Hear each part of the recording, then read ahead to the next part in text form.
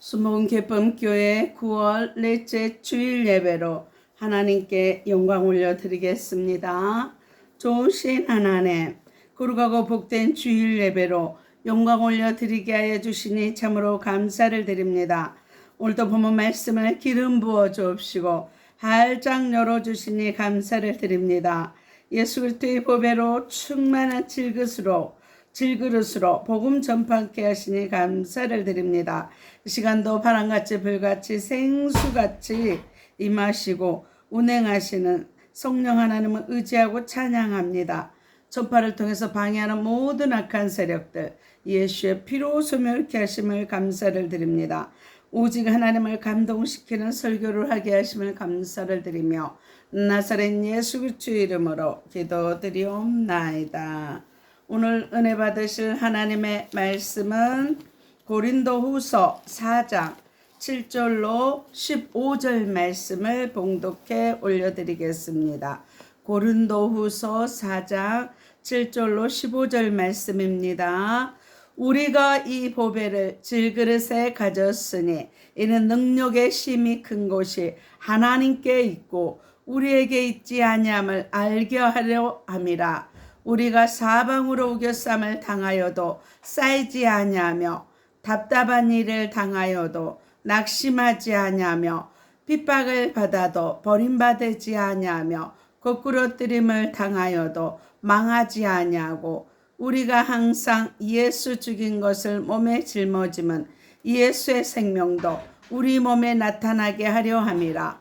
우리 산자가 항상 예수를 위하여 죽음에 넘기움은 예수의 생명이 또한 우리 죽을 육체에 나타나게 하려 함이니라. 그런즉 사망은 우리 안에서 역사하고 생명은 너희 안에서 하느니라. 기록한 바 내가 믿는 고로 말하였다 한 것 같이 우리와 같은 믿음의 마음을 가졌으나 우리도 믿는 고로 또한 말하노라. 주 예수를 다시 살리시니가 예수와 함께 우리도 다시 살리사 너희와 함께 그 앞에 서게 하실 줄을 아노니 모든 것을 너희를 위하여 하는 것은 은혜가 많은 사람의 감사함으로 말미암아 더하여 넘쳐서 하나님께 영광을 돌리게 하려 함이라.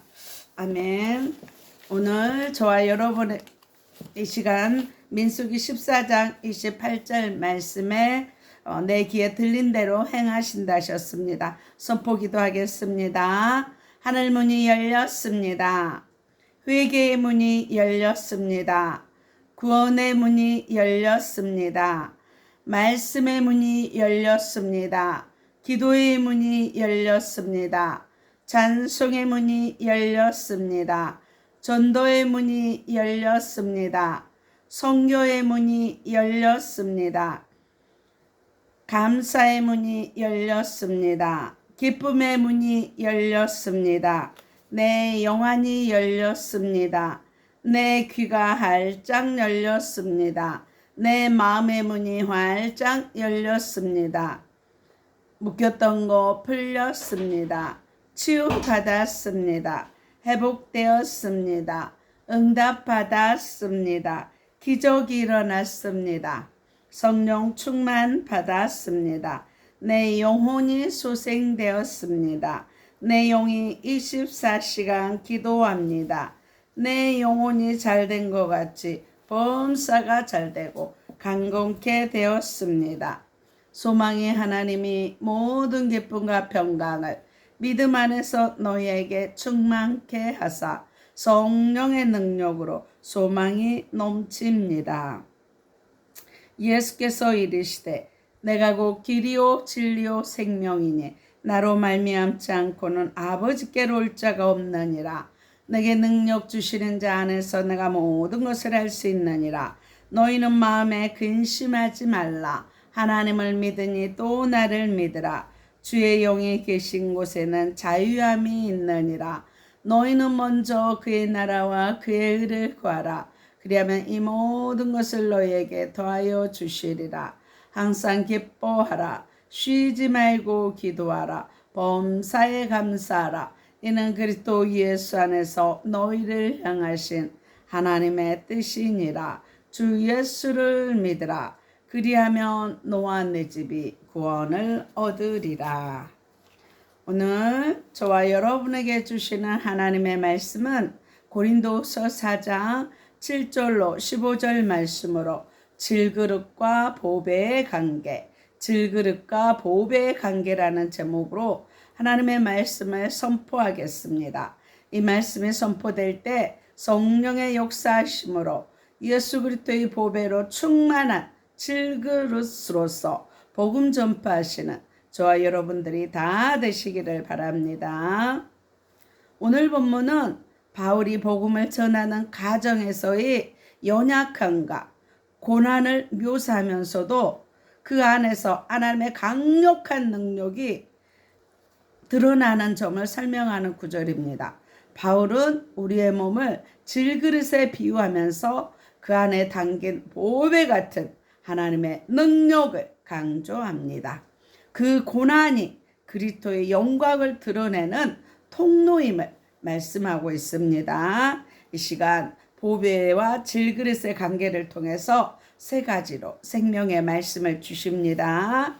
첫째로 7절 말씀에 우리를 질그릇이라 했습니다. 우리의 연약함을 질그릇이라 했습니다. 7절 말씀을 다 같이 읽겠습니다. 우리가 이 보배를 질그릇에 가졌으니 이는 능력의 심히 큰 것이 하나님께 있고 우리에게 있지 아니함을 알게 하려 함이라. 이렇게 말씀합니다. 이 보배를 질그릇에 가졌다는 것입니다. 이사야 64장 8절에 그러나 야에요 주는 우리의 아버지시니이다. 우리는 진흙이요 주는 토기장이시니 우리는 다 주의 손으로 지으신 곳이라. 이렇게 말씀합니다. 우리는 진흙이고 아버지는 토기장이라는 것입니다. 저와 여러분의 인생은 질그릇과 같은 존재로서 하나님께로서 창조함을 받은 자입니다. 저와 여러분은 피조물이라는 것입니다. 저와 여러분은 하나님의 만드신 질그릇임을 뜻하는 것입니다. 저와 여러분, 우리는 질그릇이라는 사실을 항상 잊지 말고 사시기 바랍니다. 그럼 질그릇이란 어떤 그릇일까요? 첫째, 흙으로 만든 그릇입니다. 흙으로 만든 그릇입니다. 창세기 2장 7절 말씀을 다 같이 읽겠습니다. 하나님의 흙으로 사람을 지으시고 생기를 그 코에 불어넣으시니 사람이 생명이 된지라. 이렇게 말씀합니다. 질그릇이란 흙처럼 티끌같이 무가치한 존재로서 영혼이 떠나면 다시 흙으로 돌아감을 말합니다. 우리 영혼이요, 우리 사람이 영혼이 떠나면 아무 가치가 없어요. 그래서 바로 장사하고 흙으로 돌아가잖아요. 창세기 3장 19절 말씀을 다 같이 읽겠습니다. 너는 흙이니 흙으로 돌아가라. 흙에서 창조했기 때문에 흙으로 돌아가는 것입니다. 이처럼 사람의 가치는 육신이 아닌 온 천하보다 귀한 영혼에 있음을 알고 썩을 몸보다 영생할 영혼이 잘 되기를 힘써야 합니다. 오늘날 사람들은 보이는 육신에 이쁘게 하려고 애를 씁니다. 영혼은 생각하지 않고요. 영혼이 잘 될 때 범사가 잘 되고 강건한 것입니다. 영혼 육이 유기적으로 연결되어 있는 것입니다. 우리 인생은 하나님께서 흙으로 만드신 질그릇일 뿐입니다. 두 번째, 연약한 그릇입니다. 연약한 그릇입니다. 에레미야 17장 9절 말씀에 만물보다 거짓되고 심히 부패한 것이 마음이라고 그랬습니다. 우리의 모든 무릇, 잠언 4장 23절에 무릇 지킬 만한 것보다 떴다. 내 마음을 지키라. 생명의 근원이 이에서 남이라 그랬어요. 생명의 근원이 마음에서 난데 마음이 심히 부패되고 거짓되고 더럽다는 것입니다. 야고보서 4장 14절에 너의 생명이 무엇이냐? 너희는 잠깐 보이다가 없어지는 안개 같아요. 폈다가 지는 꽃과 같습니다. 나그네야 잠시 왔다가는 나그네야 같습니다. 질그릇이란 파손다 깨지고 오염되고 변질되기 쉬운 연약한 그릇입니다. 이렇듯 사람은 아무리 깨끗하고 거룩하고 잘난 척해도 한낱 깨지기 쉬운 질그릇에 불과하고 생각과 의식이 항상 깨끗이 못한 그릇과 같습니다. 욥기 25장 5절 말씀에 하나님이 눈에는 달과 별이라도 명랑치 못하거늘 하물며 벌레인 인생 구더기인 인생이라. 해야 달과 별도 하나님의 보시기에 온전하고 명랑하지 기뻐하지 못하는데 구더기 같은 인간들이 뭐 그리 기쁘고 이뻐 보이겠습니까? 그러므로 자기의 분수 연약함을 알고 사는 자가 지혜로운 자입니다. 내가 연약하고 내 힘으로는 살 수 없다고 깨닫는 자가 나는 질그릇임을 깨닫는 자가 예수 그리스도를 영접하고 자가 최고 지혜로운 자인 것입니다. 역사적으로 볼 때 세계적인 열왕들이 천년만년 살 것처럼 자기를 신처럼 숭배하고 사람들이 굴림했으나 사망 권세 아래, 지혜 아래, 사망 아래, 무덤 아래 한 줌 흙이 되고 말았습니다. 로마의 세계를 제패하는 시저, 중국의 진시황제, 나폴레옹, 세계적인 민 클레오파트라 모두 영웅 호고사들이 모두 다 한 줌의 흙으로 돌아가고 말았습니다. 이처럼 이 땅에 영원한 것은 아무것도 없습니다. 우리 인생은 연약한 질그릇인 것입니다. 하나님이 말씀으로 이 땅을 붙들고 계시기 때문에 창세기 8장 22절에 봄이 가고 여름이 가고 추위와 더위가 반복되는 것입니다. 세 번째, 담은 물건에 따라 평가받는 그릇입니다. 담은 물건에 따라 평가받는 그릇입니다. 7절 말씀에 아까 읽었죠. 우리가 이 보배를 질그릇에 갈 수 있는 능력의 힘이 큰 것이 하나님께 있고 우리에게 있지 아니함을 알게 하려 하심이라. 질그릇이란 그 속에 무엇을 담고 있느냐에 따라 그 명칭과 가치도 달라집니다. 쌀을 담으면 쌀통, 오물을 담으면 오물통, 똥통이 되는 거예요. 보배를 담으면 보배통이 되는 것입니다. 예수님께서 타는 나귀는요, 예수님 때문에 사람들이 옷을 벗어 나귀가 가는 길에 깔고 종려나무 가지를 들고 호산나 찬송하리로다. 그런데 예수님 떠나가면 한낱 망아지에 불과합니다. 보석을 닮은 케이스, 보석을 빼놓으면 아이들의 장난감으로 전락해버립니다. 저와 여러분 역시 질그릇 같은 존재이나 보배 되신 예수님을 심령에 모시면 주님과 함께 보배가 되는 것입니다. 십자가에 못 박혀 피 흘려주신 예수 그리스도를 나의 구주 나의 하나님으로 모셔드리고 영접하면 성령 하나님이 내 안에서 오셔서 아버지라 부르게 되는 것입니다. 하나님의 자녀가 되는 것입니다. 저와 여러분의 인생은 담은 물건에 따라 평가받는 질그릇입니다. 저와 여러분 질그릇의 인생임을 항상 잊지 마시고 보배이신 예수 그리스도로 충만하시기를 나사렛 예수 그리스도의 이름으로 축원합니다. 두 번째, 예수님을 보배라고 했습니다. 보배. 오늘 7절 말씀에 우리가 이 보배를 질그릇에 가졌으니 예수님은 보배입니다.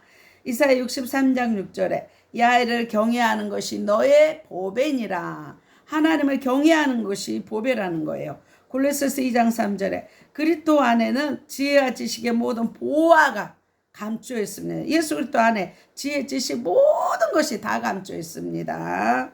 보배란 값진 보석이나 진귀한 물건을 말하는 것으로 이 세상의 보화란 썩고 쇠하고 도적맞고 유실되고 쉽게 실증날 수 있어요. 이 세상에 저축하면 종과 동룩이 하지만 하늘나라에 보화를 쌓아놓으면 내 영원한 내 상급이 되는 것입니다.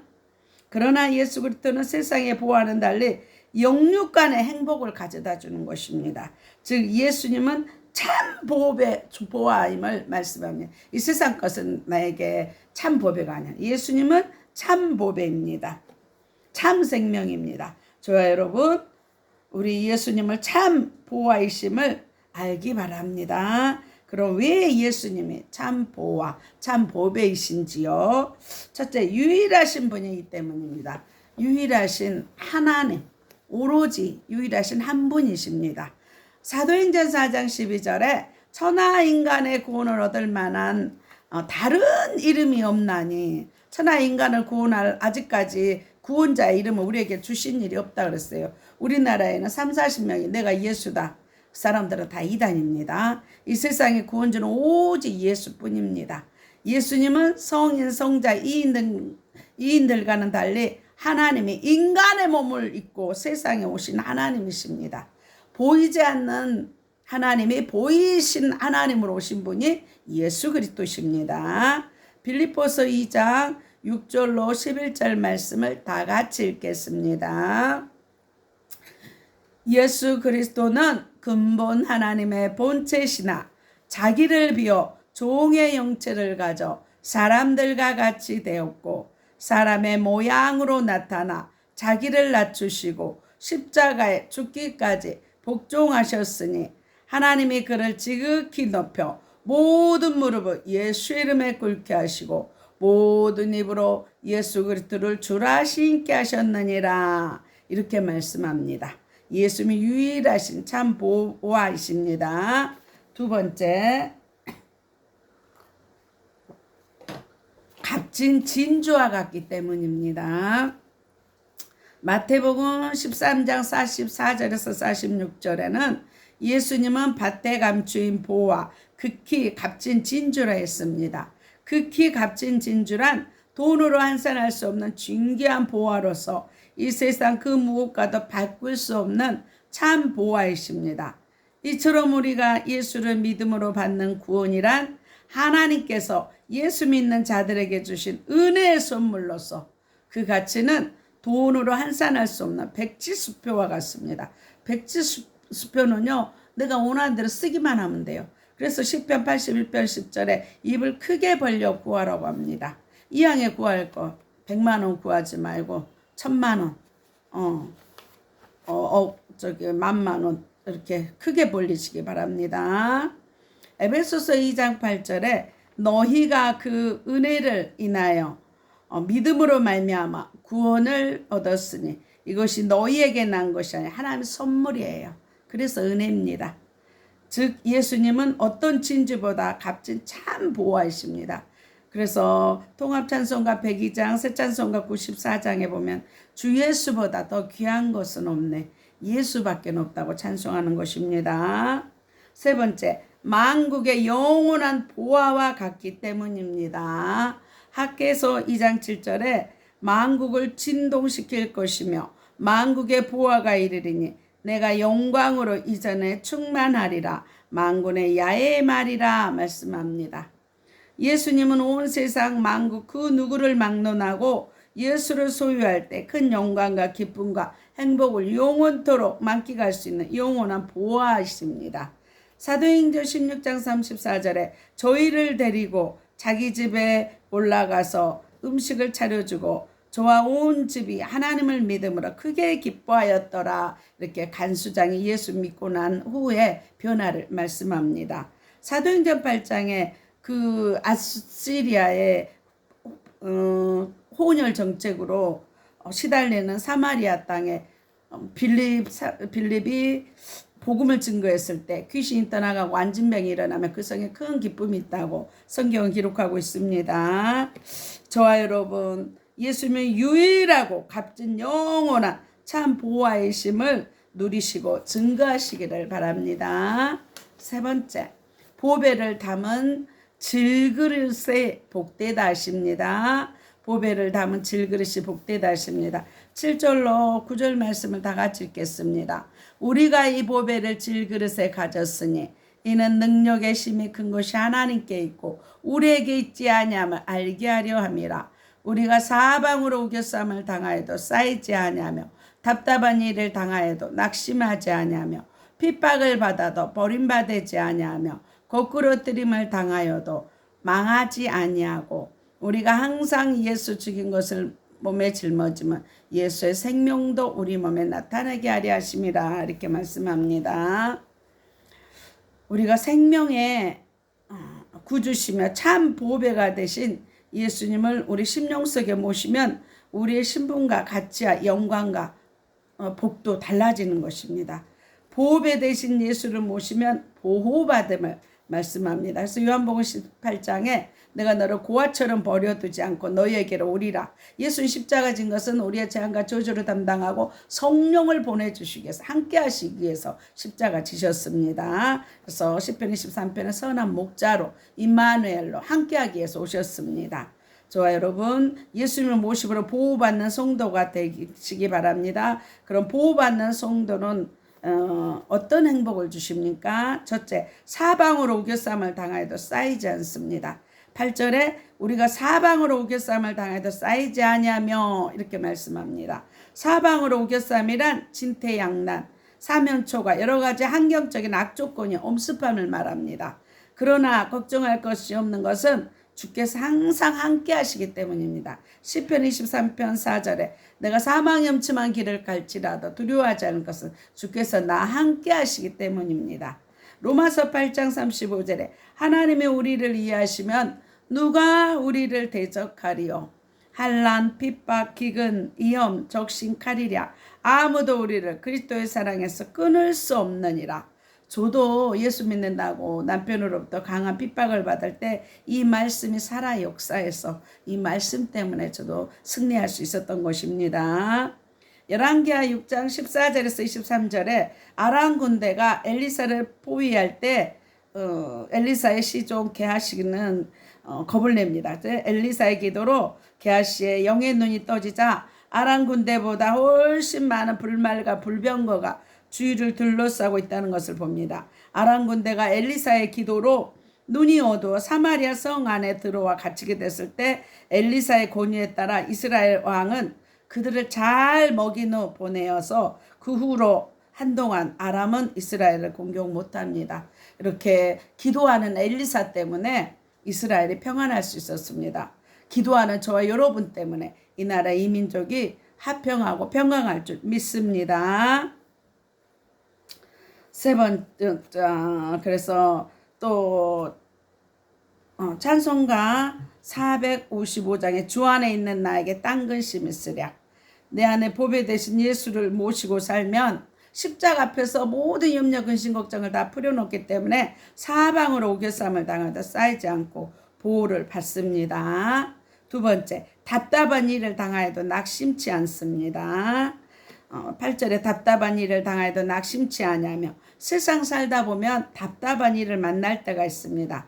그러자 답답한 일을 만났다 할지라도 낙심하지 말 것은 기도할 수 있기 때문에, 믿음이 있기 때문에, 주께서 보호해 주시기 때문에 낙심치 않아야 될 이유입니다. 이렇듯 하나님은 기도하는 자와 믿음 있는 자를 도와주십니다. 에레미야 29장 12절에 너는 내게 부르짖으라 내게 응답하겠고 내가 알지 못하는 크고 비밀한 일을 내게 보이리라 하십니다. 크고 비밀한 일을 보일 때 회개하세요. 회개는 천국입니다. 또한 우리가 상상할 수 없는 일이 환난과 연단 가운데 기도 가운데 활짝 열어주십니다. 마가복음 9장 23절에 할 수 있거든요. 무슨 말이냐? 믿는 자에게 능치 못함이 없는다고 말씀합니다. 아버지가 믿음 없을 때 예수님 책망하자 할 수 있나이다. 믿음 없는 것을 회개해야 합니다. 아버지가 믿음으로 선포하는 것을 볼 때 치유가 받음을 볼 수 있습니다. 홍해바다에서 앞에는 홍해요. 뒤에는 애국 군대가 있을 때 홍해바다 앞에서 모세는 기도로 답답한 문제를 해결합니다. 출애굽기 14장 14절에 야훼께서 너희를 위하여 싸우시리 너희는 가만히 있을지어다. 하나님이 하시는 것을 보아라. 가만히 있어라 말씀하고 14장 16절에 지팡이를 들고 손을 바다 위로 내밀어 그곳으로 갈라지게 하라. 이스라엘 자손이 바다 가운데 육지로 행하였더라. 지팡이 짚고 손을 바다로 내밀었을 때 육지로 밤새 동풍이 와서 벽을 이루고 마른 땅처럼 건넜다고 성경이 기록하고 있습니다.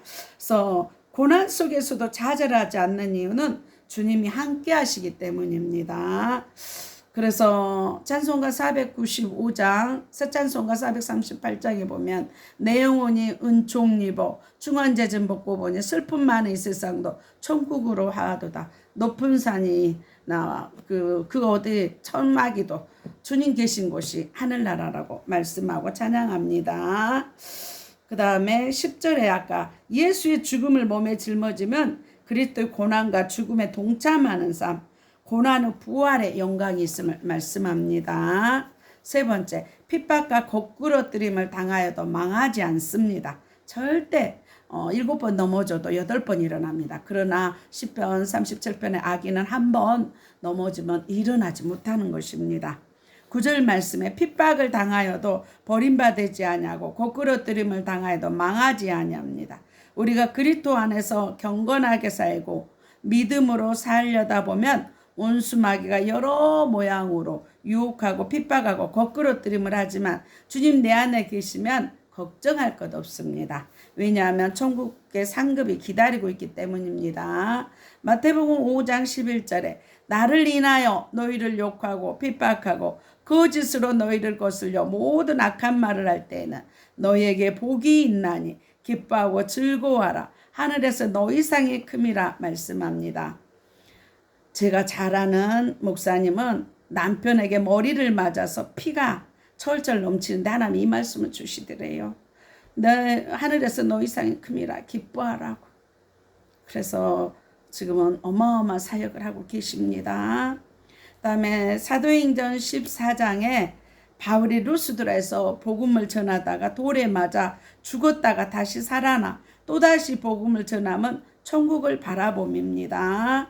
그래서 사도행전 14장 19절에 보면 유대인들이 안디옥과 이고니온에서 와서 무리를 초인하여 돌로 바울을 쳐서 죽은 줄로 알고 성 밖에 끌어내치느니라. 죽었어요. 죽은 줄 알고 끌어냈으면 죽었어요. 근데 14장 20절에 제자들이 둘러서서 중보기도 했어요. 죽은 바울을 살려 중보기도 했을 때 중보기도 위력이 이렇게 큽니다. 바울이 일어나 죽은 자를 하나님 살려요. 또 일어나서 성에 들어가 또 복음 전하러 가는 거예요. 그래서 세계복음화 된 것입니다. 사도 바울과 로마서 16장의 요원들, 기도의 일꾼들을 통해서 이튿날 바나바와 함께 더베로 가서 복음 증거합니다. 그래서 사도행전 14장에 이 루스드라에서 죽었잖아요. 고난받았잖아요. 여기에서 디모데를 만납니다. 하나님은 고난 가운데 또 다른 길을 열어주시는 것입니다. 그래서 고난 뒤 축복인 것입니다. 로마서 14장 8절에 우리가 살아도 주를 위하여 살고 죽어도 주를 위하여 죽나니 그러므로 사나 죽으나 우리가 주의 것이라고 사도 바울은 고백합니다. 내 안에 복 대신